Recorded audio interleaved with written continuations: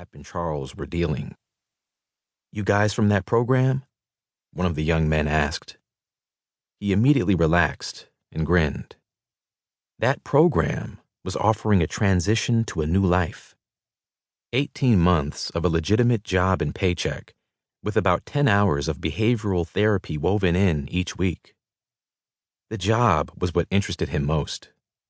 "What I got to do to get in?" another asked.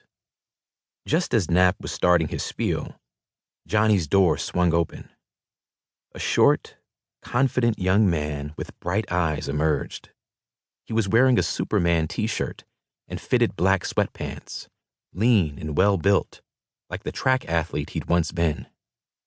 A little girl about 2 years old followed him out. "Sorry," he said.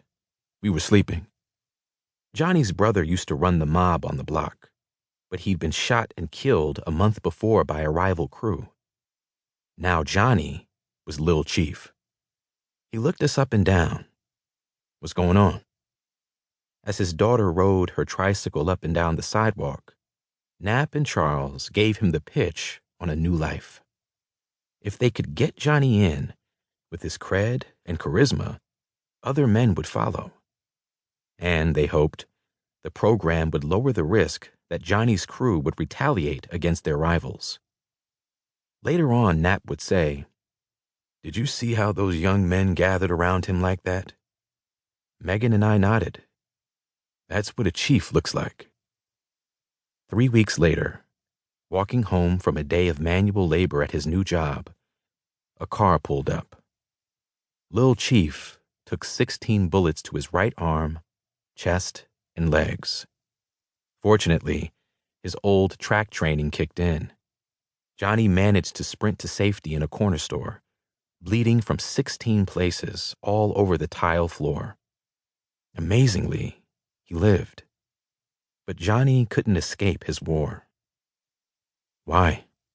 Why were groups of young men like him embroiled in gun-wielding feuds, killing over and over and over again? What could a couple of old guys like Knapp and Charles, let alone an outsider like me, do about it? These weren't questions I'd ever expected to ask or answer. But once you witness the cruel extravagance of violence, it's hard to care about anything else, even when you see it from a position of safety with the privilege of distance. Everything else fades in importance. Almost 2 decades ago, that's what happened to me. Why violence matters. Before the war came, a drive across northern Uganda took you over dry, dusty dirt roads, through miles of swaying grass taller than your head. Green when the rains came, brown when they didn't. The long stalks waved endlessly over flat, arid plains, interrupted only by the occasional trading post or pasture. Most Acholi families, farmers and herders by profession, lived in clusters of circular huts with smooth mud walls and conical thatch roofs in the midst of their fields of maize and cattle. This area of the country, Acholi land, once held more cows than people. It must have been beautiful. By the time I landed in the north, the grasses were still there, but the cows, the crops, and the picturesque huts were long gone. A civil war had raged for almost 2 decades. Fear of rebels and the Ugandan army had pushed those families, almost 2 million people, into dense camps no more than a few miles from their empty and overgrown lands. The camps were filled with the same round brown homes with the same thatch roofs.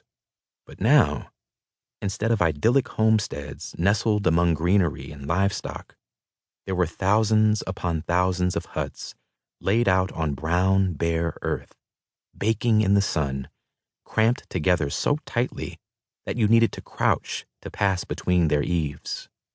These were places of despair. The government had cleared the countryside of people and thrust them into these squalid settlements. It made it easier for soldiers to hunt for rebels and harder for insurgents to steal food and supplies.